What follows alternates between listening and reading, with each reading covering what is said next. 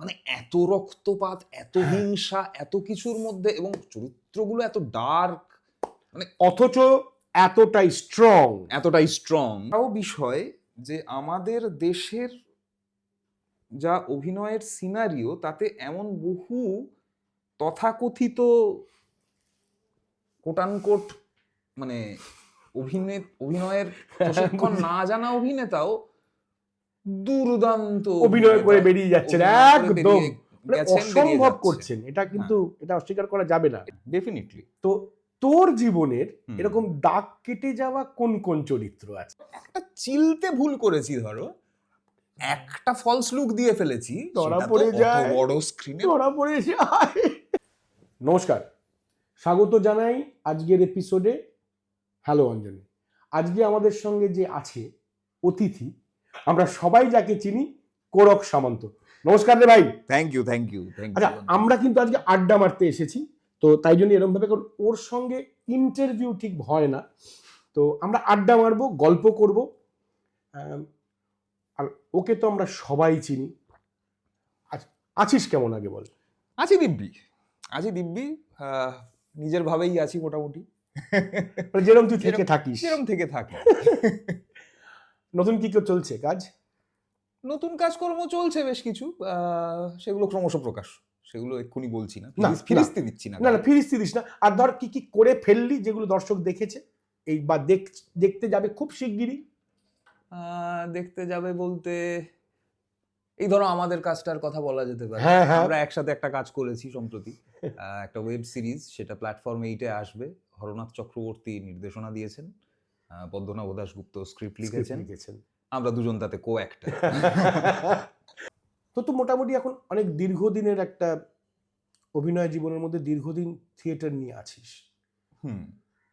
আমি জানি, কারণ আমরা যারা থিয়েটার থেকেই উঠেছি বা থিয়েটারকে অসম্ভব ভালোবাসি, থিয়েটারের মধ্যে একটা আলাদা ভালো লাগা। তো এখন বর্তমানে তোর কি কি শো চলছে, দর্শক যদি জানতে পারে তাহলে? হ্যাঁ, না আমি তো মূলত কাজ করি সংস্কৃতি, পঞ্চম বৈদিক, এই দুটো দলের সঙ্গেই, মানে রেকারিংলি কাজ করি আর কি। দেবেশ দা এবং অর্পিতাদির সঙ্গে।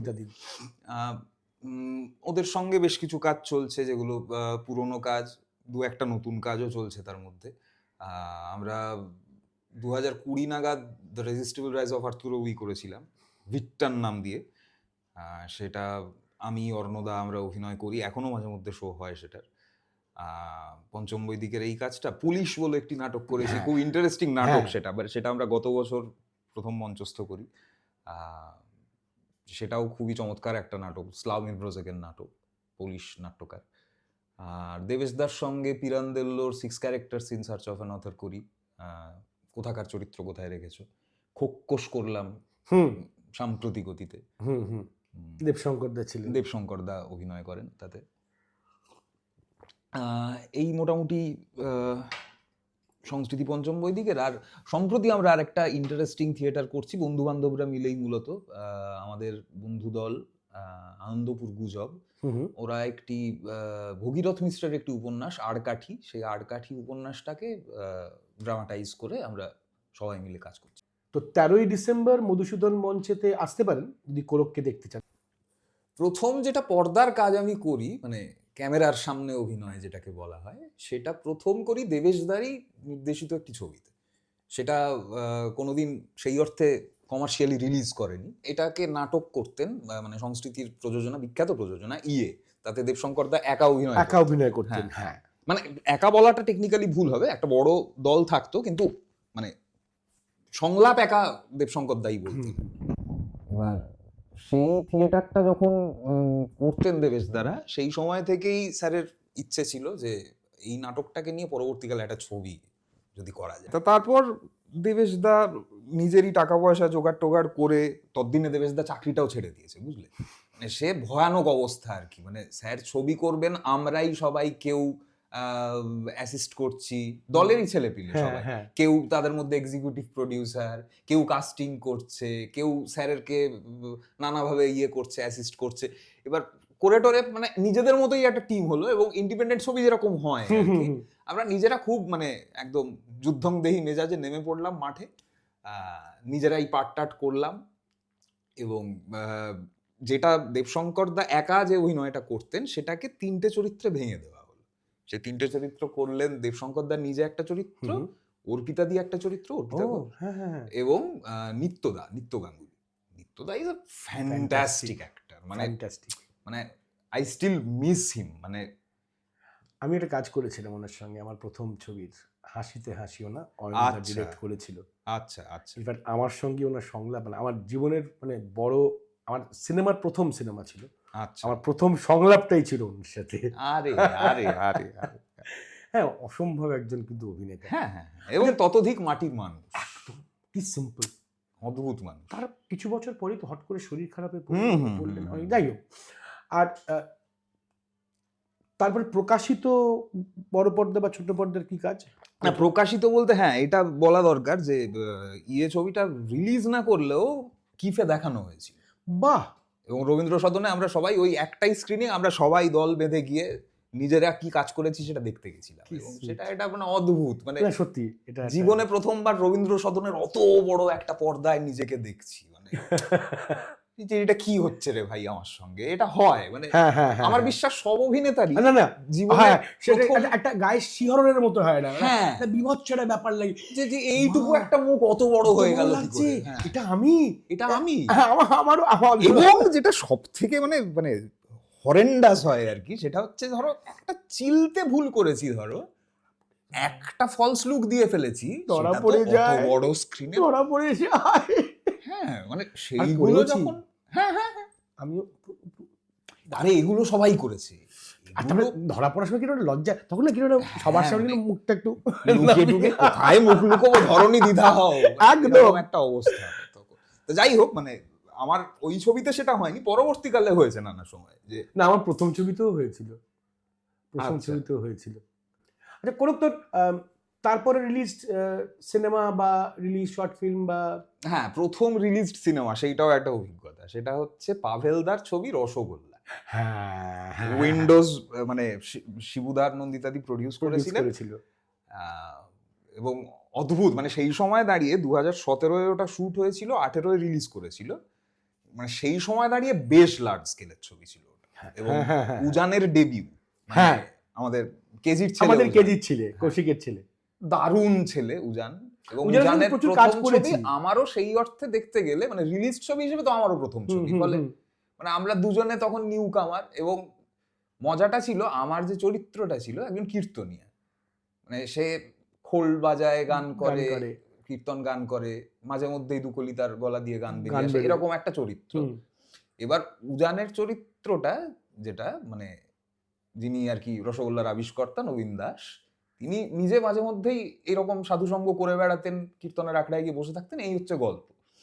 তো এবার সেটা করতে গিয়ে আমাদের বন্ধুত্বটা এমন জায়গায় হলো যে আমি উজানকে খোল বাজানো শেখাচ্ছি, এরকম জায়গায় চলে গেল। হ্যাঁ, এবং দারুণ ছেলে। হ্যাঁ, কারণ ও আমাদের, ওর সঙ্গে তো আমি প্রথম কাজ করেছিলাম গোলন্দাজ, তারপরে ও আমার এডি ছিল আমাদের পক্ষীরাজের ডিমে। আচ্ছা, তো আর কেজি ওখানে তো মানে ওর বাবা তো আমাদের সঙ্গে অভিনয় করেছেন, আমরা খুব হ্যাঁ মজা করে, আর দীর্ঘদিন ওটা তো আমাদের শিমুলতলায়। পরে যখন আমি অনেক পরে সেটা কেজির সঙ্গে অভিনয় করছি শিকারপুরে গিয়ে, তখন আমি বলছি যে আপনার সঙ্গেই প্রথম, কিন্তু আপনার ছেলের সঙ্গে কিন্তু পাঠ করে ফেলেছি। শুনে খুব মজা পেলেন আর কি, দুজনেই খুব ভালো। হ্যাঁ, তোর রসগোল্লা ওয়াজ আ ভেরি গুড মুভি। কোনো ছবির কোনো চরিত্র আমাদের মনে দাগ কেটে যায়। মানে অনেকে বলে না যে আপনার করা সবচেয়ে ভালো ছবি বা যেটা সবচেয়ে বেশি, আমি এটাতে বিশ্বাস করি না। আমি বিশ্বাস করি যে অনেক কটাই আমাদের দাগ কাটে। হ্যাঁ, একটা হচ্ছে মন্দারের ফ্লিয়ান্স, মানে ফন্টুস, মানে ম্যাকবেথের ফ্লিয়ান্স, ব্যাংকোর ছেলে। মূল ম্যাকবেথ নাটকটায় যতটুকু ওর উপস্থিতি সেটা খুবই স্বল্প, কিন্তু অনির্বাণদার প্রতীকদা যখন মন্দার অ্যাডাপ্ট করেছিল তখন ওরা আমার চরিত্রের গুরুত্বটা অনেক বাড়িয়ে দিয়েছিল, এবং মানে মূল গল্পের থেকে অনেকটা সেটা কিছু জায়গায় ডেভিয়েট করে নানা রকম নতুন অ্যাঙ্গেল বের করে একটা অদ্ভুত চরিত্রের গ্রাফ তৈরি হয়েছিল। ওই একটা চরিত্র আমার মানে খুব দাগ কেটেছিল। 1 নম্বর, তার বেশ কিছুদিন পরে সাম্প্রতিক অতীতে সেটা হচ্ছে পদাতিকের মৃণাল সেন। হ্যাঁ হ্যাঁ হ্যাঁ, আনডাউটেডলি। মানে ওই এই দুটো চরিত্র আমার বিশ্বাস যে এত চরিত্রের ভিড়েও আমার সঙ্গে থেকে যাবে। মানে হ্যাঁ, মানে মন্দারটা তো আমি নিজে দেখেছি বলেই হুম। বলছি। ওটা দাগ কাটার মতোই, কিন্তু মানে পুরো ব্যাপারটাই একটা ওরকম, মানে হ্যাঁ, হ্যাঁ। ওখানে প্রত্যেকে মানে কাকে ছেড়ে কাকে দেখবো টাইপের ব্যাপার ছিল। আর ওটার একটা এমন একটা ফ্রেশ অ্যাপ্রোচ ছিল গোটা বিষয়টার মধ্যে। হ্যাঁ। মানে বাংলা ওয়েবে অন্তত তখনও পর্যন্ত যে ধরনের কাজকর্ম হয়ে চলেছে চতুর্দিকে, তখন না কেউ একটা মানে ওয়েব সিরিজ ইউনিট চলে যাবে ওই রকম প্রত্যন্ত পূর্ব মেদিনীপুরের হ্যাঁ, মন্দারমণির গ্রামে গিয়ে একটা ওয়েব সিরিজ গোটাটা সেখানে পড়ে থেকে শুট করবে, চট করে কেউ ভাবতো না। ভাবিনি। মানে এটা তখনকার হিসেবে যথেষ্ট সাহসী ছিল। ইনফ্যাক্ট আমি তো এটাই মনে করি যে এখনো আমি বিশ্বাস করি হুম। মন্দার কিন্তু একটা বিয়ন্ড ইটস টাইম প্রোডাকশন। মানে বিফোর টাইম বলছো? না না, বিয়ন্ড টাইম, মানে আচ্ছা মানে আচ্ছা, বুঝতে পেরেছি। এটা একটা অসাধারণ জিনিস। মানে এখনো আমি বিশ্বাস করি মন্দার যতটা স্বীকৃতি পাওয়ার কথা সেটা বোধহয় আরো আগামী দিন যত যাবে তত বাড়বে। কারণ হতে পারে মানুষের হ্যাঁ। মন, মানে মনন চিন্তন হুম। বোধহয় এখনো মন্দার নেওয়ার মতো সবার ক্যাপাসিটি হয়নি, কিন্তু ধীরে ধীরে হবে।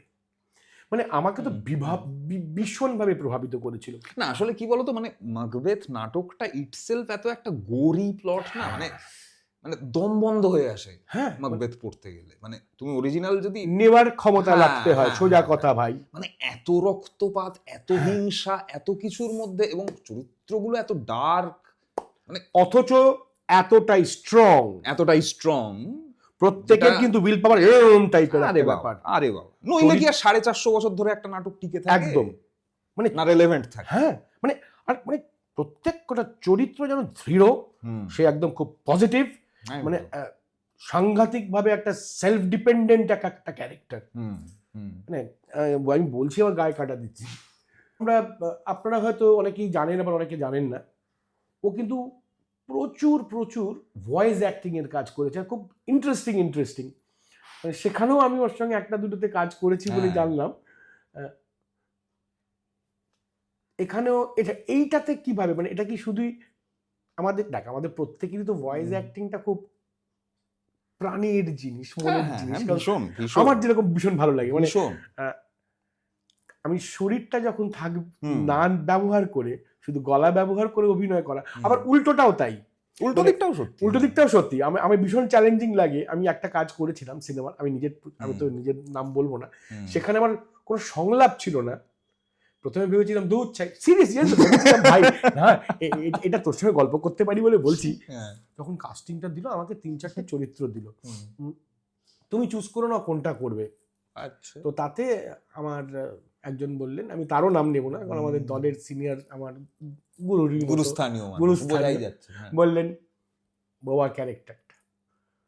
বাড়ি ফিরে এসে না খুব খারাপ লাগলো না। আচ্ছা, দুঃখ করে নিভে গেল বুক ভরা আশা। একদম নিভে, ও শুধু দুঃখ করে নিভে যাওয়ার মতো না, কিন্তু বলতো ওই দেখবি কেক কাটার সময় দিয়ে হ্যাপি বার্থডে করি না, জাট করে মনে হয় কেউ একটা ফু দিয়ে আমার মোমবাতিটা নিভিয়ে দিল। আচ্ছা, কোনো সংলাপ থাকবে না, আমি অভিনয় করবো। আমি কিসের অভিনেতা, মানে ওই আর কি অভিনেতা। বাট করতে গিয়ে বুঝলাম আরে বাহ, তো অন্য চ্যালেঞ্জের সামনে এটা তো একটা অন্য চ্যালেঞ্জের সামনে। নিজেকে যত চ্যালেঞ্জ দেওয়া যায় ততই তো মঙ্গল। তো আমার তাই জন্য আমার এই ভয়েস অ্যাক্টিংটা করতে, মানে আমি আগে সময় পেতাম না করতে। হ্যাঁ, তুমিও তো দীর্ঘদিন করেছো কাজটা, মানে অন এন্ড অফ, কিন্তু করেছো। এখন যেরকম পরপর করছি, অনিলিখা, তারপরে সানডে সাসপেন্সের, এগুলো ভীষণ ইন্টারেস্টিং লাগে। আমরা দুরন্তই গেল একসঙ্গে পাঠ করলাম। আমি সেটা এটা তো রিলিজ, এটা বলতেই পারি, এটা বলাই যায়। আর খুবই ভালো, খুব মজার করে গেছে অনির্বাণদার ডিরেকশনে, অনির্বাণ ভট্টাচার্য। ইনফ্যাক্ট সৌমেন, যে আমার জুড়া চরিত্রটা করেছিলাম, তো কুচাক ছিলাম, দেখতে থাকুন, আসবে। নিজের প্রচার করে নিলাম একদম একদম। তো তোর এটা কোন ভালো লাগা বা ভালোবাসা থেকে? আসলে এইটারও শুরু থিয়েটার থেকেই। মানে আমার জীবনে যাবতীয় যা কিছু এসেছে মাধ্যম হিসেবে পরবর্তীকালে, তার সবটারই গোড়া পত্তন কিন্তু থিয়েটার। ওই মঞ্চের কাঠের মেঝেটা। একদম একদম। আর ওই কাঠের মেঝে থেকেই যাবতীয় ফুল ফল ফলেছে আমার জীবনে। তার মধ্যে এটাও একটা। এটার বিষয়ে একজনকে খুবই মানে কৃতিত্ব দিতে হয়, মানে বলা চলে যে মানে ভয়েস অ্যাক্টিং এর আমার গুরু হুম। তিনি হচ্ছেন তমালিদি, তমালি চৌধুরী। তমালি চৌধুরী। হ্যাঁ, তমালিদি দীর্ঘদিনের থিয়েটারের মানুষ, তুমি হ্যাঁ তো হ্যাঁ অবশ্যই চেনো। হ্যাঁ মানে লালদার সঙ্গে দীর্ঘদিন হ্যাঁ কাজ হ্যাঁ করেছেন, হ্যাঁ হ্যাঁ। পরবর্তীকালে দেবেশদার সঙ্গে কাজ দেবেশদার সঙ্গে কাজ করেছেন, করেছেন। অবন্তীদির সঙ্গে কাজ করেছেন। আচ্ছা, জয়তীদির সঙ্গে গ্রিপস থিয়েটার করেছেন দীর্ঘদিন। ও, এটা আমার জানা ছিল না। হ্যাঁ, এবার তমালিদি তখন আমরা একসঙ্গে তুগলাক করছি। হুম হুম হুম সংস্কৃত, মানে রনিদা হ্যাঁ, তুগলাকের আমার চরিত্র তুগলাকটা করছে। ভীষণ কাছের একটা। হ্যাঁ, আমি আর গম্ভীরাদা ছিলাম জুটি। জানি জানি। হ্যাঁ, দুই চোর আজিজ আর আজম। হ্যাঁ। তা সেই সময় তমালিদি এলেন আমাদের সঙ্গে পাঠ করতে। তারপর পরপর দুটো প্রোডাকশন করলাম আমরা, সংস্কৃতির তুগলক, পঞ্চম বৈদিকের মাছি, সার্ত্রের লামুসি। তা এই দুটো করতে গিয়ে তমালিদির সঙ্গে একটা অদ্ভুত সুন্দর অসমবয়সী বন্ধুত্ব হলো আমার, এবং সেটা ভেরি মানে সুইট বন্ধুত্ব আর কি, দিদি ভাই। হ্যাঁ হ্যাঁ, কিন্তু মানে আমরা মানে নিজেদের মধ্যেই মানে সকালবেলা গিয়ে ধরো রিহার্সাল, সকালবেলা থেকে নিজেদের মতো নাচি, নিজেরা গল্প করছি, রিহার্সাল করছি, তারপর নিজেদের অভিনয় নিয়ে নিজেরাই কাটাছেঁড়া করছি। করতে করতে তখন তমালিদি, এবার আমি কি করে জানবো আমার তখন কত বয়স হবে, কত 25-26 বছর বয়স, আমি কি করে জানবো যে বলতে নেই, তোর প্রচুর মহিলা ফলোয়ার্স আছে, ফ্যান ফলোয়ার্স আছে, তুই এখনো 21। হ্যাঁ, তারপরে বল। বেশ, যাই হোক। তা সেই সময় মানে আমি কি করে জানবো দা তমালি চৌধুরী, তমালিদি ততদিনে মানে বাংলা ভয়েস ইন্ডাস্ট্রিতে একটা নাম, হ্যাঁ, এবং অ্যাট হিজ ওন, মানে at her own right. Absolutely. হ্যাঁ, এবার সেই জায়গা থেকে তমালিদি তখন বললো যে শোন না, আমাদের তো এরকম একটা ভয়েস প্রোডাকশন কোম্পানি আছে, তুই ডাবিং করবি। আমি বললাম, আমি তো কখনো করিনি, আমি কোনো ফিল্মও করিনি, ফলে নিজের গলার ডাবিংও করিনি, তো অন্যের গলা আর কি করে করবো। তো এই করতে গিয়ে তমালিদির সঙ্গে আলাপ, তমালিদি বললো তুই পারবি, তুই আমার উপর ভরসা রাখ, পারবি। ওই করে ভদ্রমহিলা আমাকে ধরে নিয়ে এলেন, এবং তারপর দ্যাট ওয়াজ 2016 বা 17, আমি যদি খুব ভুল না হই 17 বোধ হয়, 17-র গোড়া।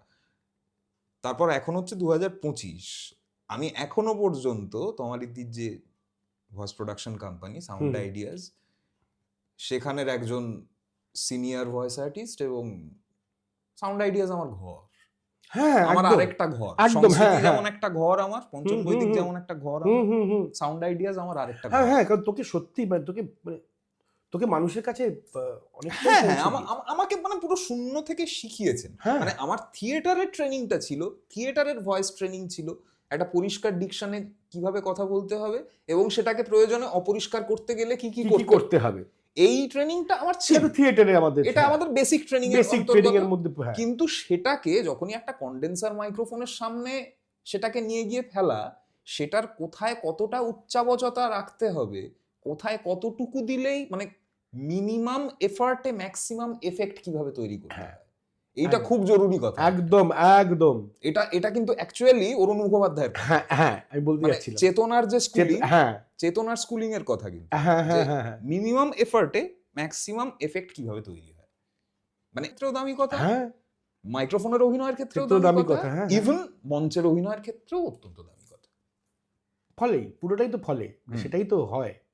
কারণ ইনফ্যাক্ট অনেকেই বোঝেন না, অনেকে ভাবেন মানে শুধু শব্দ নিয়ে অভিনয় করাতে, মানে আমার প্রথম খুব ভালো, আমার কোনগুলো চ্যালেঞ্জিং লাগতো, মানে একটা লোক দৌড়চ্ছে, তখন সে কিভাবে কথা বলছে, বা একটা লোক হাঁটছে, একটা লোক ঘোড়ায় ছুটতে ছুটতে কথা বলছে, সবটাই কিন্তু তুমি ওই স্টুডিওর চেয়ারটাতে বসে তাও আবার কি সংলাপটা দেখে, কারণ সংলাপ তো তখনই পেয়েছি, ওরে বাবারে তাই, হ্যাঁ হ্যাঁ হ্যাঁ হ্যাঁ যা বলো, হ্যাঁ যা, মানে এই পার্থক্যগুলো উফ লাভলি, মানে আমার তো ভীষণ ভালো লাগে। হ্যাঁ, তুই তো অ্যানিমেট্রিক্সেও অনেক কটা কাজ করেছিস। হ্যাঁ হ্যাঁ হ্যাঁ, মানে অরিজিৎ ভদ্রদার, হ্যাঁ হ্যাঁ, অরিজিতের সঙ্গে।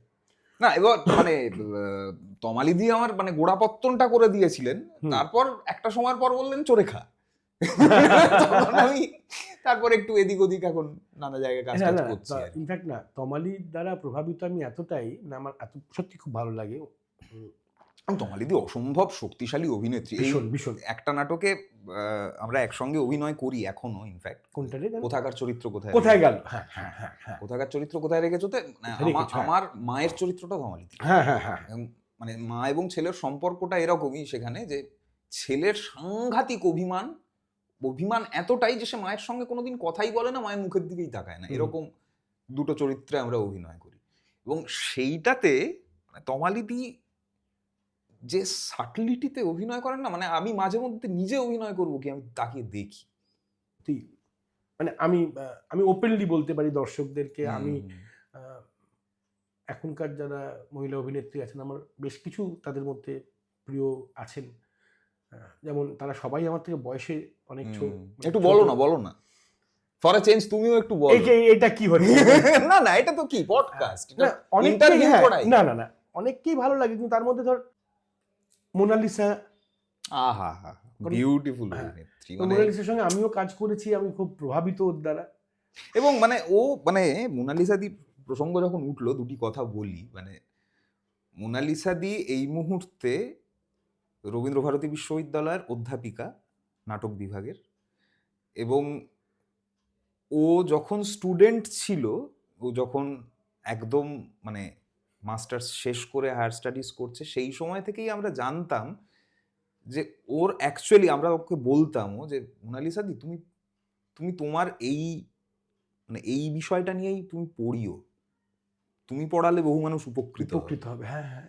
এবং মোনালিসা দি যে মানে ফাইনালি অধ্যাপিকাই হলো, তাতে আমরা সব থেকে আনন্দ পেয়েছি, যারা ওর ভাইয়ের মতন বা ওর থেকে খানিকটা ছোট, কিন্তু ওর অভিনয় দেখে এবং ওর সঙ্গে কথা বলে প্রত্যেক দিন শিখি। হ্যাঁ একদম একদম। আমি ওর থেকে অনেক বয়সে বড় হতে পারি, মানে ও সত্যি কথা বলে শেখা যায়। মানে ও সত্যি শিক্ষিকা, নিজের জীবনে শিক্ষিকা, প্রকৃত শিক্ষিকা। মানে ও পেশাগত জীবনে শিক্ষিকা না হলেও কোনো কেয়ার ছিল না, একদম দরকার ছিল না, সত্যি প্রয়োজনই ছিল না, কিন্তু ওর শিক্ষিকা হওয়ায় বহু ছেলে পেয়ে উপকৃত হচ্ছেন। একদম, আমি তোর সঙ্গে সহমত। আচ্ছা, আরেকটা নাম সোহিনী।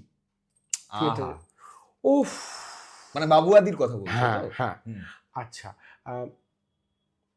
বেশ খানিকটা মিশকা, ও ব্রিলিয়ান্ট। আচ্ছা, এছাড়া আরো অনেকের আছে, মানে এখন নাম বলতে গেলে আমার পডকাস্ট করিস না তুই।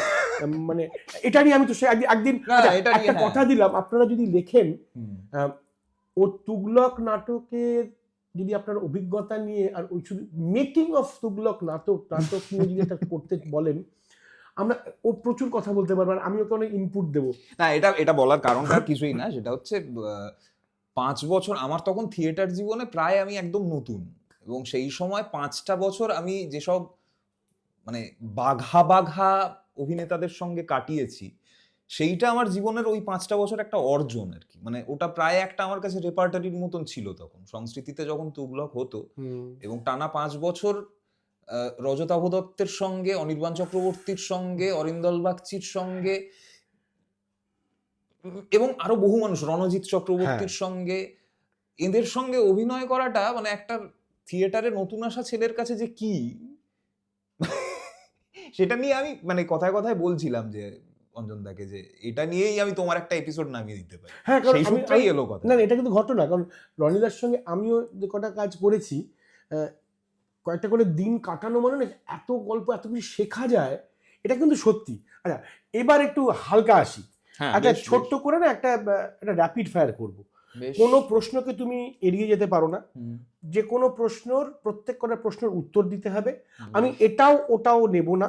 হ্যাঁ, যেটা মনে প্রাণে চায়, সত্যি কথাটা বা মিথ্যে কথাও বলো, কিন্তু বলতে হবে। মানে ওই দুটো অপশনের মধ্যে তোমাকে থাকতে হবে। আমি ওটাকে নিয়ে ওটা করব, হবে না। ঠিক আছে, ঠিক আছে, পাকে ফেলি না তোকে। ঠিক আছে, চলো। খুব সিম্পল। না, আমি খুব মধ্যম পন্থার মানুষ, তো সেই কারণে মাঝে মধ্যেই চাপ নেই। এটা কোনো খুব ক্রিটিক্যাল আর ডেঞ্জারাস কিছু করব না, খুব মজার জিনিস হবে। চল। কোরকের পছন্দের খাবার কি বিরিয়ানি নাকি fried rice? Biryani, any day.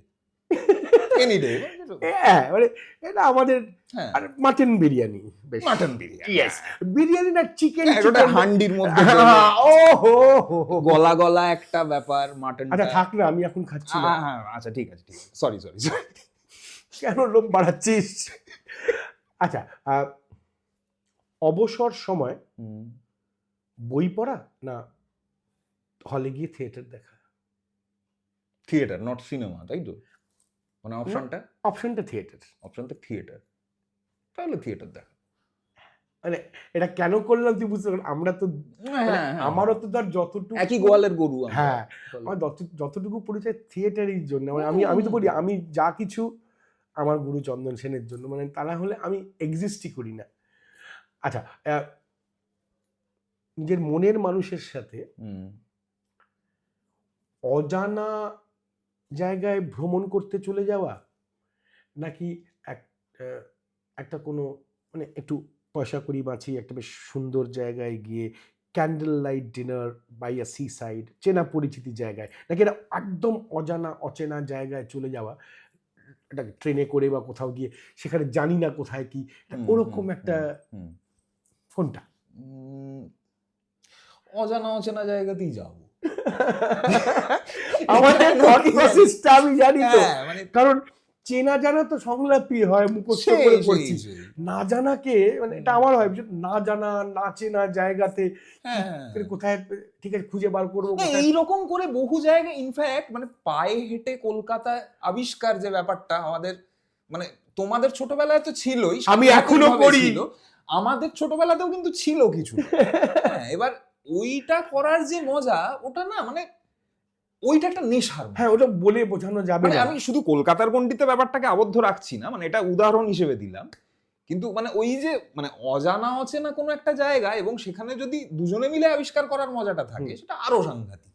আচ্ছা, কমার্শিয়ালি সাকসেস পাওয়া নাকি মানুষের মনে জায়গা করে সাকসেস পাওয়া? দ্বিতীয়টাই থেকে যাবে। হ্যাঁ, বেশ বেশ। শেষ প্রশ্ন, প্রশিক্ষণ জানা অভিনেতা অভিনেত্রীদের সঙ্গে কাজ করা, নাকি যে ব্যক্তিদের সোশ্যাল মিডিয়া প্ল্যাটফর্মে ফলোয়ার্স বেশি বা যারা সেই জায়গায় বেশি পরিচিত তাদের সঙ্গে কাজ করা, যাদের নামের জন্য খালি? আসলে এই চয়েসটা, এই যে তুমি দুটো চয়েস দিলে, অভিনেতাকে কি এই দুটো চয়েস কেউ দেয় সত্যি? Very good answer. আমি এবার পয়েন্টে আসি। যে কোনো জিনিস, সেটা সিরিয়াল হোক, ওয়েব সিরিজ হোক, সিনেমা হোক, মান কি পড়ে যায় যদি প্রশিক্ষণ না জানা অভিনেতা অভিনেত্রীদের কাজ করা হয়? সেটা তো হচ্ছেই, মানে সেটা তো দেখতেই পাচ্ছি চারপাশে। মানে কারণ এই প্রশ্নটা অনেক লোকেরাই করেন আমাকে, যে অভিনেতা অভিনেত্রীতে না, এটা একটা বিপজ্জনক প্রবণতা, আমি এইটা বলতে পারি, এইটুকুই বলতে পারি। কিন্তু এবার এটাও বিষয় যে আমাদের দেশের যা অভিনয়ের সিনারিও, তাতে এমন বহু তথাকথিত কোটানকোট মানে অভিনয়ের প্রশিক্ষণ না জানা অভিনেতাও দুর্দান্ত অভিনয় করে বেরিয়ে যাচ্ছেন, একদম অসম্ভব করছেন। এটা কিন্তু এটা অস্বীকার করা যাবে না, এটাকে যে অর্থে নেবেন সেই অর্থেই নিতে পারেন, মানে কোনো ব্যারিয়ার রাখছি না এটাতে। গুড। ফলে কিন্তু হ্যাঁ, মানে বিষয়টা যখন শিল্পের জায়গাতে এসে উপস্থিত হয়, তখন সেই শিল্প শ্রমিক হিসেবে খানিকটা চিন্তা হয় বই কি। যে শেষ প্রশ্নটা করে এটা শেষ করব আজকের তোর সঙ্গে আড্ডাটা, আমরা আবার বসবো। এই যে ধর আমরা কতগুলো কথা বলি, বাংলা সিনেমার পাশে থাকুন, কাছে থাকুন, বাংলা নাটক আসুন দেখুন, এটা কেন বলতে হবে আমাদের? আমি এটা আমার ব্যক্তিগত চিন্তাধারা হয়তো বা মন্তব্য। যে সময় থেকে এই হাহাকার শুরু হয়েছে, মানে এটা অ্যাকচুয়ালি আমার কানে এসে হাহাকারের মতোই পৌঁছায়, তাই আমি হাহাকার বলছি, যে বাংলা সিনেমার পাশে দাঁড়ান বা মানে বাংলা থিয়েটারের পাশে দাঁড়ান, হোয়াটএভার ইট মে বি, মানে সেটা ফর্মটা যাই হোক না কেন, হ্যাঁ হ্যাঁ, বাংলা ভাষার কোনো একটা শিল্পচর্চার পাশে দাঁড়ানোর আরতি তখনই করার প্রয়োজন হয়ে ওঠে যখন মানুষ আর এই যে স্পেসিফিক বাংলা সিনেমা কথাটা খেয়াল করে দেখতে হবে। মানে এটা বলা হচ্ছে না যে সিনেমার পাশে দাঁড়ান, সিনেমা শিল্পটার পাশে দাঁড়ান, বাংলা সিনেমার পাশে, বাংলা সিনেমার পাশে দাঁড়ান, এবার বাংলা থিয়েটারের পাশে। হ্যাঁ, এবার সমস্যাটা হয়ে যাচ্ছে তখনই, তার মানে যে ভাষার মানুষ, ভাষাভাষী মানুষকে আমরা টার্গেট অডিয়েন্স হিসেবে ধরছি, তারা তাদের নিজেদের মাতৃভাষার যে বিনোদন মাধ্যমগুলোকে প্রায়োরিটাইজ করছেন না। এত কিছু সত্ত্বেও কিন্তু একটি তেলুগু ভাষী যুবক বা যুবতী বা একটি মালায়ালাম ভাষী যুবক বা যুবতী সারা পৃথিবীর সিনেমার পাশাপাশি নিজের ভাষাটাকেও প্রায়োরিটাইজ করছে, হ্যাঁ, নিজের ভাষার শিল্প চর্চাকে প্রায়োরিটাইজ করছে, ইভেন পেট্রোনাইজ করছে। আমি বলবো আমরাই হয়তো খালি পারছি না। খুব ভালো লাগলো ভাই তুই এলি, মানে আমারও। আমরা কিন্তু এরকম আড্ডা চালিয়ে যাবো, তোকে একদম। কথা দিতে হবে কিন্তু আবার আসতে হবে। পাশে থাকুন, সাথে থাকুন, সুস্থ থাকুন, সুস্থ রাখুন, আমার চ্যানেলটাকে সাবস্ক্রাইব করুন, হ্যাঁ, অতি অবশ্যই। বলে দিয়েছেন কিন্তু, লাইক করুন, কমেন্ট করুন, শেয়ার করুন বন্ধু বান্ধবদের সাথে। নমস্কার।